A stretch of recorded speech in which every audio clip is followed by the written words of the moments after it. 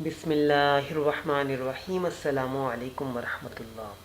دوستو، سلطان صلاح الدین ایوبی نہ صرف تاریخ اسلام بلکہ عالم اسلام کے مشہور ترین فاتحین اور حکمرانوں میں سے ہیں۔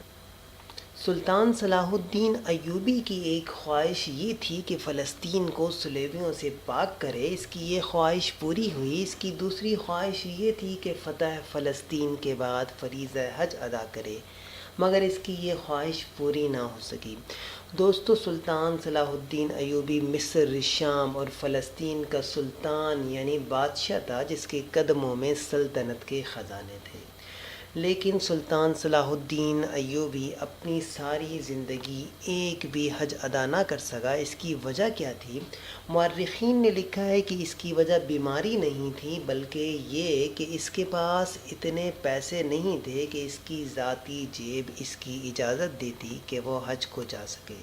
دوستو، صلیبیوں کی حکومت کو جڑ سے ختم کرنے والا یہ مرد مجاہد مصر، شام اور فلسطین کا سلطان تھا، جس کے قدموں میں سلطنت کے خزانے تھے۔ وہ اتنا غریب تھا کہ حج کو نہ جا سکا، اور اسے جو کفن پہنایا گیا وہ قاضی بہاؤالدین شداد، قاضی الفضل ابن زکی نے در پردہ یعنی چھپتے چھپتے پیسے جمع کرے اور اس کا کفن خریدا گیا۔ جائیداد کے نام پر سونے کی 1 اشرفی اور چاندی کے کل 40 سکے نکلے۔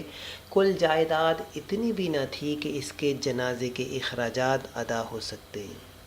یہ سلطان 3 ملکوں پر حکومت کرتا تھا۔ سلطان صلاح الدین ایوبی نے کبھی زکوٰۃ نہیں دی، کیونکہ اپنے حصے کی تمام دولت صدقات میں بانٹنے کے بعد اس کے پاس کبھی اتنا بچا ہی نہ تھا کہ زکوٰۃ لاگو ہو سکتی۔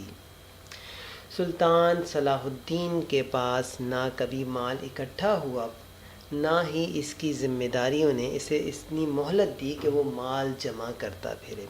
حج کی خواہش اس کی خواہش ہی رہی، اور حیات موت کی آغوش میں وہ جا سویا۔